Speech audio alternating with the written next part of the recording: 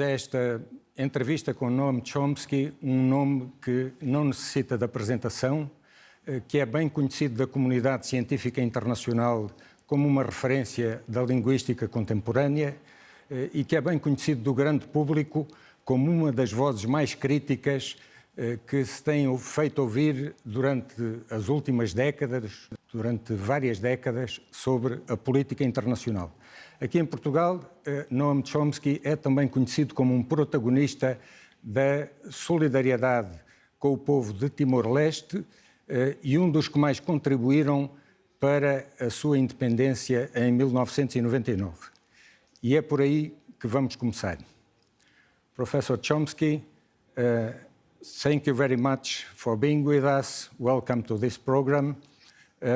Max Stoll said we have addressed him short before this interview, and he said, Noam Chomsky set me on my journey for the cause of East Timor. Before I ask you to comment on this statement of Max Stoll, just give me a few minutes to remind our public about who is Max Stoll. Max Stoll was the journalist. He is the journalist who did the historic footage of the massacre of 1991 in Santa Cruz and could, short thereafter, smuggle this footage out, and it had a major impact on the world public opinion. He still remains today very committed to the cause of East Timor. He is organizing a huge audiovisual archive with main seat in Dili and an office in Coimbra. Well, he's somebody who really belongs to the history of East Timor. Professor Chomsky, what was it that brought Noam Chomsky to the cause of East Timor? What was it so important about East Timor for you? Well, the invasion was, of course, reported, but marginally. However, by 1975, I was well attuned to the fact that one should pick up small hints in the newspapers and pursue them, because there may be something behind them much larger.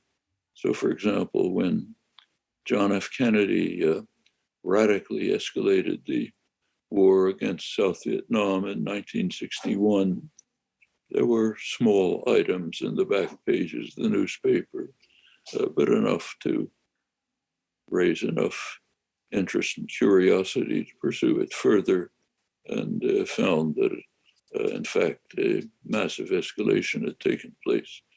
And in the case of East Timor, I saw the announcements, took part in a conference of anthropologists who had worked in East Timor. There, I met Arnold Cohen, which is what set me on my interest in this terrible issue. As anyone who's worked on East Timor knows, Arnold Cohen is the unsung hero of this story. He began to work at the beginning, organizing interest, getting people concerned, raising concerns, continued till the very end. It was when Clinton finally was pressured to order the Indonesian army to withdraw. It was largely because of pressures that Arnold Cohen had organized behind the scene. We stayed in close contact throughout, but it was his initiative that got me really seriously involved. Then, after beginning to look at it, it was perfectly clear that an enormous atrocity was taking place. Ended up being the worst massacre relative to population since World War II. Could have been stopped at any point, as Clinton's orders in 1999 showed. Any American president could have told the Indonesian army, it's time to get out, they would have left. It was suppressed. The media suppressed it. The political class not only suppressed it, but lied about it. What Max Stahl contributed was extraordinary. That changed the game entirely. After his remarkable photojournalism came out, it became evident what was happening, and it became much easier to work on the topic. Still plenty of work. Years after the massacre that he revealed, General Suharto of Indonesia visited the United States, warmly welcomed. Clinton administration described him as our kind of guy. True in a sense that they hadn't intended. And it continued until the very end. In fact, weeks before Clinton's order to the Indonesian army to withdraw, several weeks before, the US government, his administration, was saying firmly that there's nothing to be concerned about. We're not going to become involved. They were, of course, extensively involved in supporting the massacres all the way through.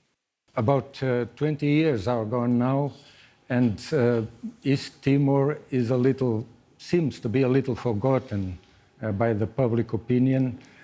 Some people like yourself, like Max Stahl, like our common friend Arnold Cohen, keep concerned, but East Timor is no longer so trendy. What can be done to keep solidarity alive with a people who remains poor, dependent in a way, and sometimes flooded, like at the beginning of this year? Well, in this respect, Max Stahl's archive can be a tremendous resource, can be used to bring to public attention and understanding the nature of this crime, our deep responsibility for it. It is, in fact, probably the worst slaughter relative to population since the Holocaust. We are deeply responsible for its entire course. We have a major commitment to ensure that East Timor can survive from this disaster. Actually, there. Let me turn to another more actual subject, Afghanistan. Donald Trump said that the outcome was the biggest humiliation of the American history. Is he, for once, stating a plain fact? Well, he's managed to refrain from a small comment. He's the one who ordered it. Okay, so if it's the greatest humiliation in American history, Donald Trump has prime responsibility. He's the one who arranged the withdrawal with the Taliban. He's actually wanted it to be earlier and more precipitous, greater tragedy. He wanted it in May. Biden delayed it until August. It's certainly, if you want to talk about the greatest humiliation in American history, put it on the hands of the person who you're seeing in the other segment here. Although he's not totally responsible either. It's 20 years of criminal activity. As for the withdrawal, it was going to take place. It was completely predictable that the Afghan army would collapse at once. I don't say this in retrospect. I can refer you to what I was writing and saying months before. Obviously, the army was a shell. Half of it was ghost warriors, people who weren't even there. The rest were on drugs. They're not going to fight for a foreign occupier. Very similar to what happened in Iraq when the huge Iraqi army, armed and trained by the United States, fled as soon as they saw some jihadis coming towards them in pickup trucks, waving rifles. The officers fled, the soldiers fled after them. They had no interest in fighting for an occupying force. Duplicated in Afghanistan the last couple of months. The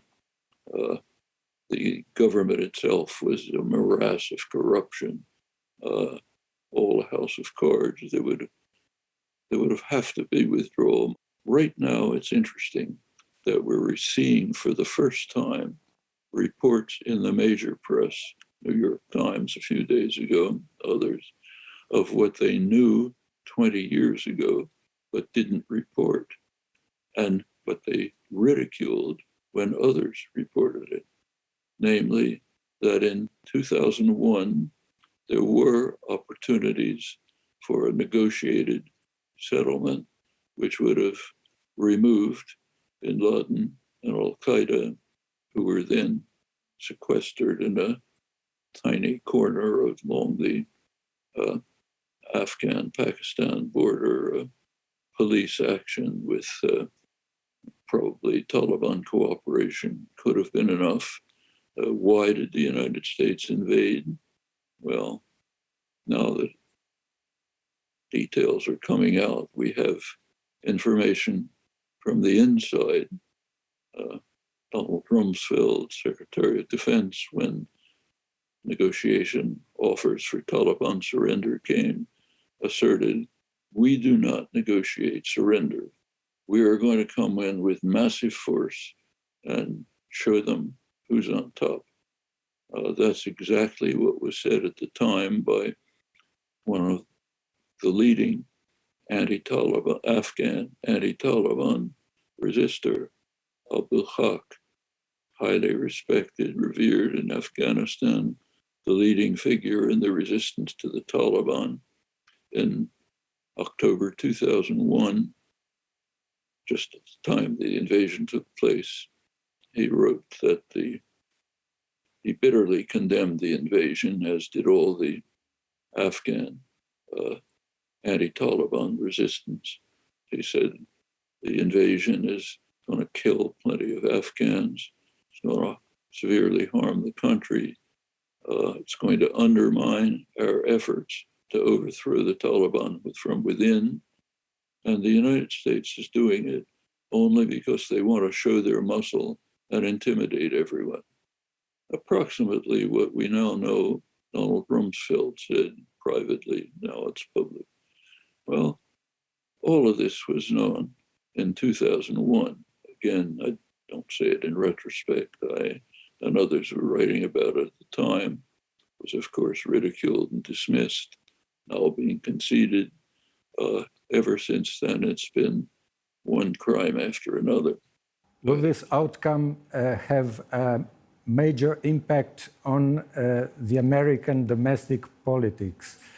Does it make more likely that, for instance, Donald Trump or somebody like him goes back to the White House? Yes, very much so. You saw Donald Trump's reaction. He's the man who has overwhelming responsibility for the horrible situation that's taking place. Of course, it's 20 years of responsibility, but has the responsibility for the precipitous withdrawal, and he has the goal to stand up in public and criticize what he ordered and blame Biden for it. And of course, his acolytes in the Republican Party on Fox News, they'll do the same, completely shameless, but they see an opportunity to gain political power, and however corrupt and dishonest and shameful it is, they'll pursue it. And it may very well return Trump to office. That's the way politics works in a corrupt, deeply corrupt system. You can see the epitome of corruption and degraded dishonesty in the film right alongside this one. Professor Chomsky, you have spent a lot of time and work uncovering the mechanisms of deceit. Manufacturing consent has long been about lying and deceiving. Is there some new quality in the lies and deceits of this Trump style? Oh, yes, very new. I mean, in the past, what's called the right wing Republicans were not very different from Democrats. In past years, I've sometimes voted for Republicans. I knew Republican representatives called on them often when there was need for some help on civil rights demonstrations, other things. They were part of the general political framework. In recent years, they've completely drifted off the spectrum. By now, they're I'll quote one of the leading political commentators, Norman Ornstein of the conservative American Enterprise Institute. He described the Republicans as a radical insurgency which has abandoned parliamentary politics. This has been happening for some years, actually since Newt Gingrich, but Trump turned it into a caricature of itself, even after January 6th, which was basically a coup attempt and a very serious one.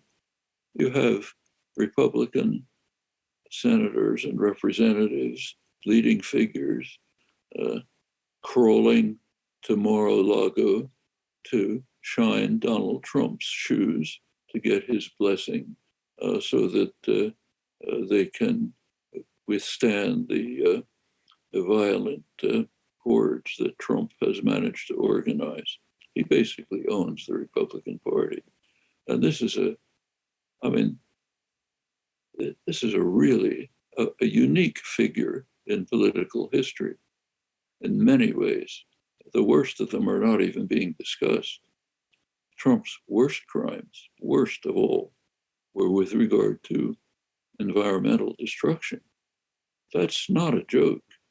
We're facing a serious catastrophe, not in the future, not in the far future, unless we do something about it.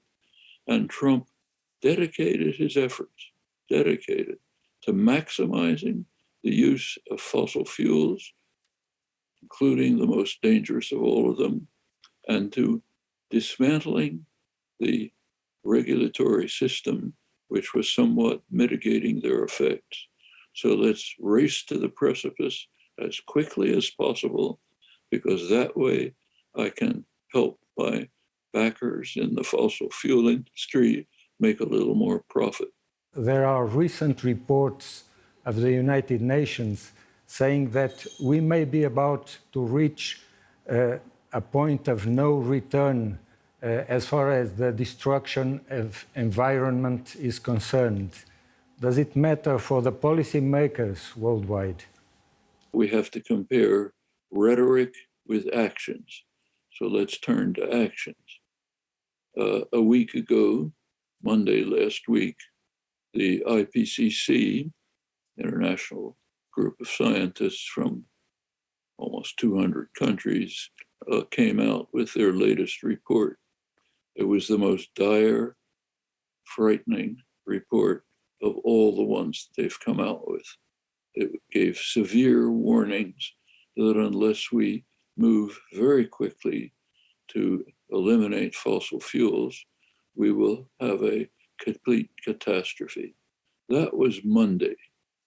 Tuesday, the next day, Joe Biden appealed to OPEC, the oil cartel, to increase production of fossil fuels because the gas prices are going too high, and that harms his electoral prospects. That's actions. What you reported is words. Public must carry out enormous pressure to compel political leaders to turn rhetoric into action. If we don't do that, the human experiment is going to come to a very inglorious end, and not in the distant future. What you're showing is very serious. Ocean pollution is highly destructive. The ocean is not an infinite resource. It's predicted that pretty soon the weight of plastic in the ocean will be greater than the total weight of all fish and mammal or whales, others in the ocean, and the ocean absorbs carbon dioxide, but not forever. It's overheating. We have just learned that global warming is changing ocean currents in a way that is not predictable exactly, but could very well lead to a new ice age in Europe in the midst of boiling the world elsewhere. These are the things that are on the agenda if we don't act quickly. And the rhetoric is nice, have to make sure it turns into action. That's true of the European Union, has some reasonable proposals on paper. How about enacting them? As far as the danger of war and the nuclear danger is concerned, well, Donald Trump did not start any major war, but did he, as he had Soleimani murdered, as he cancelled the two-state fairy tale about Palestine, and as he stepped up the trade war with China, did he bring us closer to a real nuclear war? In all the respects you mentioned, yes. And there's another one. Trump dismantled almost all the remnants of the arms control regime. The Reagan-Gorbachev Treaty in 1987, INF Treaty, significantly reduced the threat of war in Europe, which could have turned into a global nuclear war. Trump dismantled it. And to make sure that everyone understood his message, he immediately, within days, ordered, this is 2019 in August, he immediately ordered missile strikes violating the treaty to show we mean it, essentially inviting the Russians and the Chinese to violate it as well. Open skies treaties, go on. He almost eliminated the last major treaty, the New START treaty with Russia. The Russians had been pleading with the United States to extend it, renegotiate it. Trump had refused. It was due to expire on February 5th of this year. Biden was elected just in time to accept Russian offers to extend it. So that one at least survives. Meanwhile, Trump enormously increased the huge bloated military budget, including plans to develop new and far more dangerous weapons. Biden, unfortunately, is continuing with this. This again greatly increases the severe threat of nuclear war, and that threat is, in fact, increasing. It's, along with environmental destruction, it is the primary threat to the survival of organized life on Earth. Anyone who's looked at the 75-year record of living under the nuclear shadow knows that it's a near miracle that we've survived. There have been case after case of very close calls, coming very close to sending off the nuclear missiles, which will destroy everything. Very close. Often by accident, misinterpretation of information coming from the detection systems. Sometimes, several occasions, very irresponsible actions by leaders. That miracles don't go on forever, and the cord that holds the sword of Damocles is getting thinner. We're coming closer to disaster with new weapon systems, moving the nuclear war threat into space under Trump's initiative. Biden's following it. All of this enormously increases the threat of war. That's in addition to provocative actions at the Chinese-Russian borders, where, again, diplomatic and negotiating options are available and should be pursued.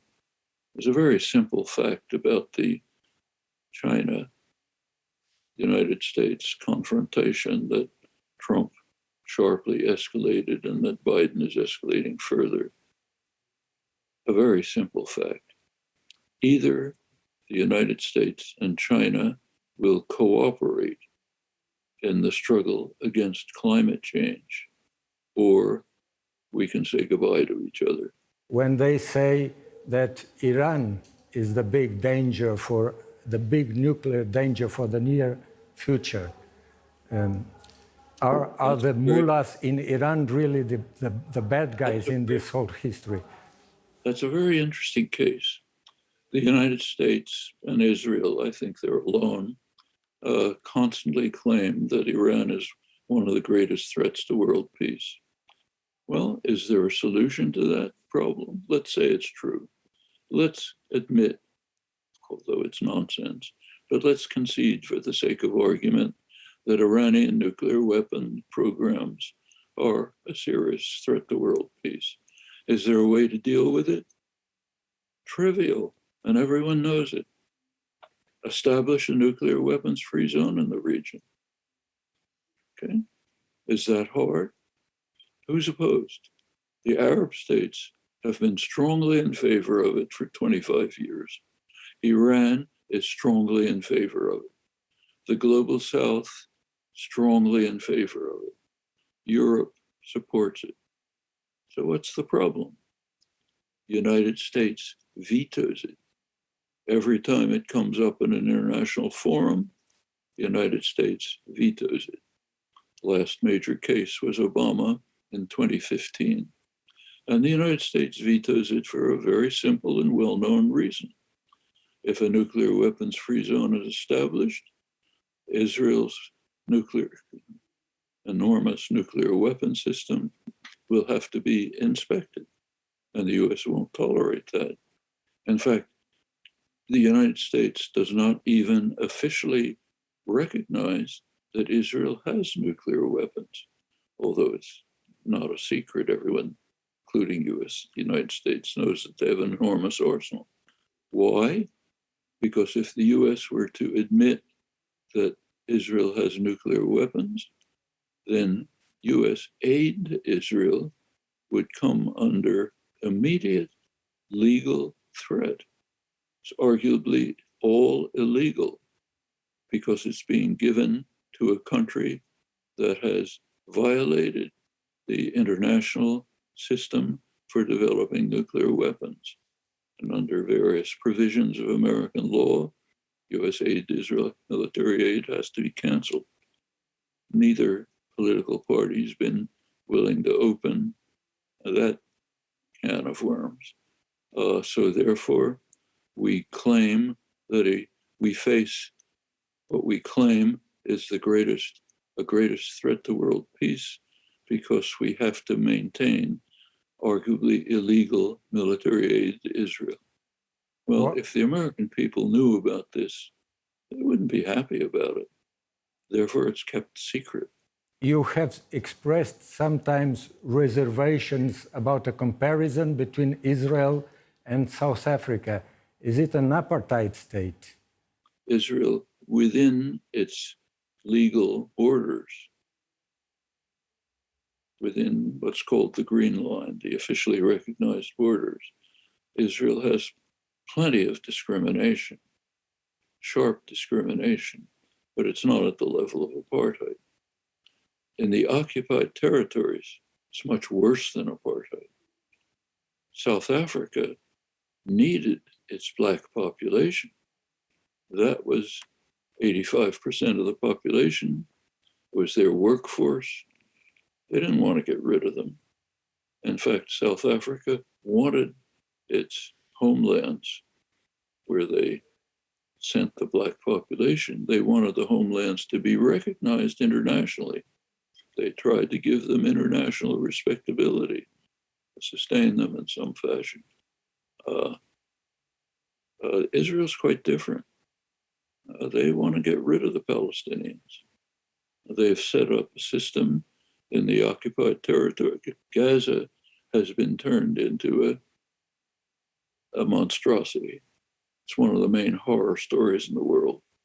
It's been called correctly the biggest open-air prison in the world, under severe siege, scarcely has potable water, power destroyed, regular Israeli violent assaults, most recent one in May, one of the worst crimes in the world.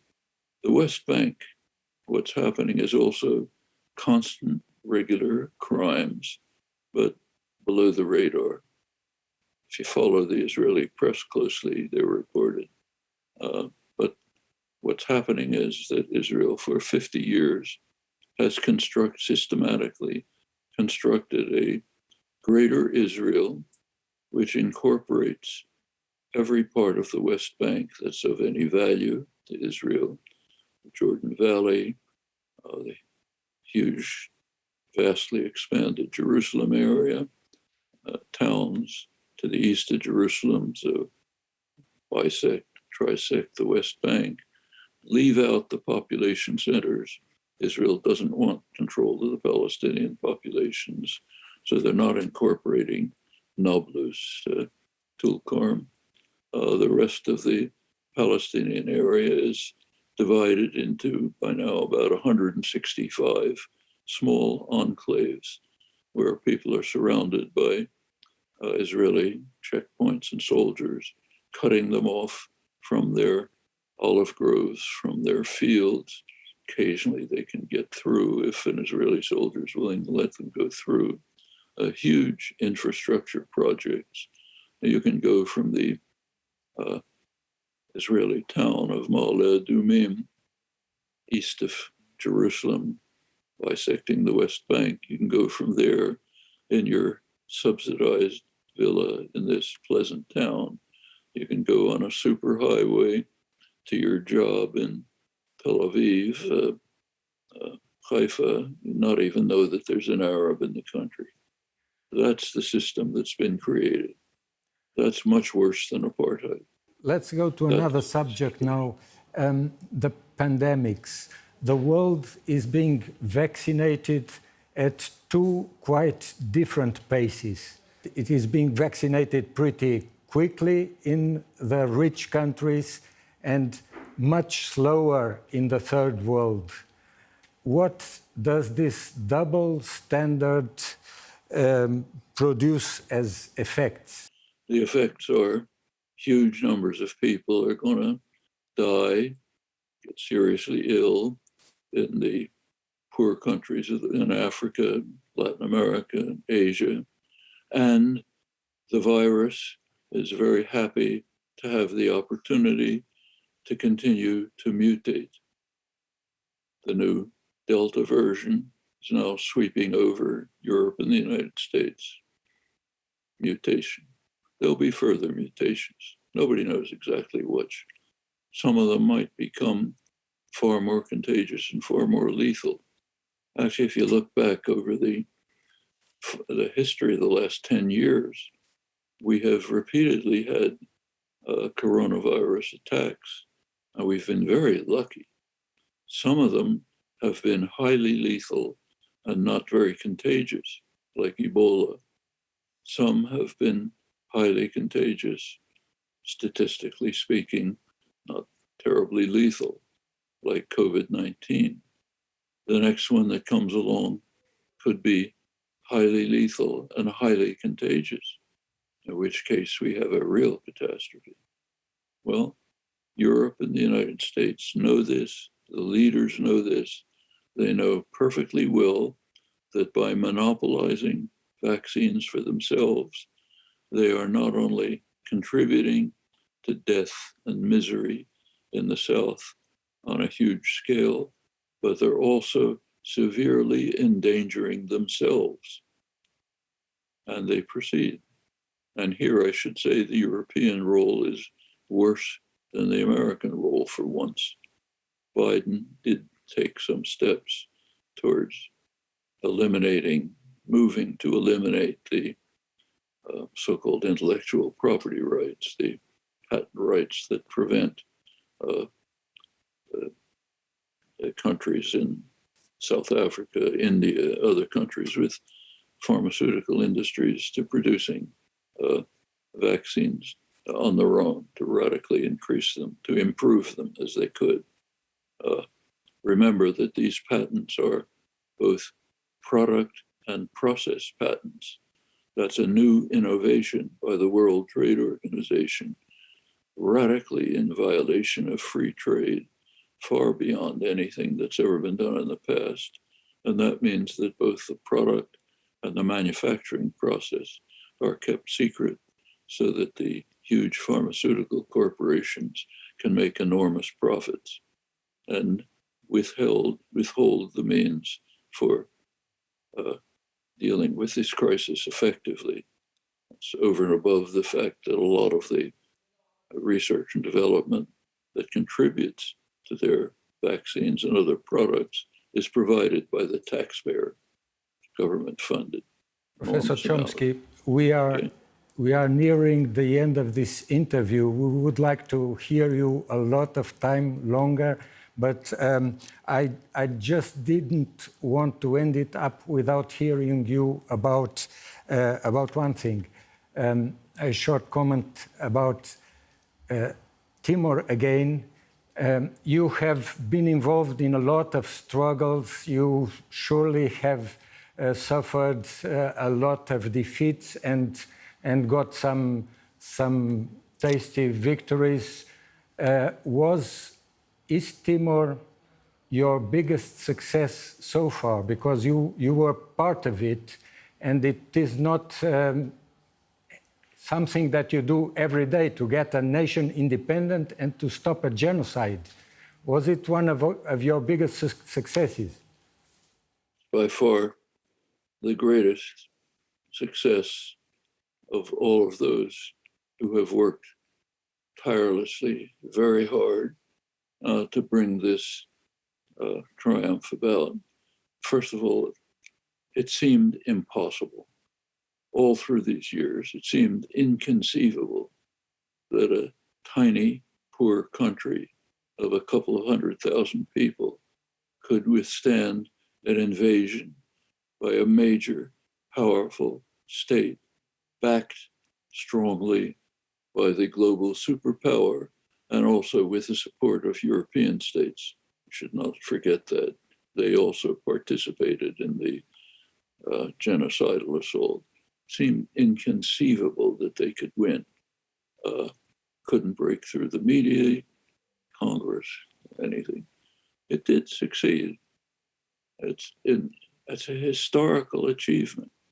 People like Arnold Cohen, Max Stahl, a few others who devoted their lives to this deserve extraordinary credit, and mostly the Timorese who were able to struggle courageously against these incomparable odds. It's an unbelievable triumph. And it's now our responsibility to make sure that it continues by helping them develop a viable, successful society. I can't think of another not only in my lifetime, but I can't think of another historical example like it. Professor Chomsky, thank you very much for this interview, and thank you very much for keeping your voice loud and clear. It is certainly something that we expect to keep hearing in the years to come. See you. Thank you. E assim, obrigado por nos ter acompanhado nesta entrevista com um dos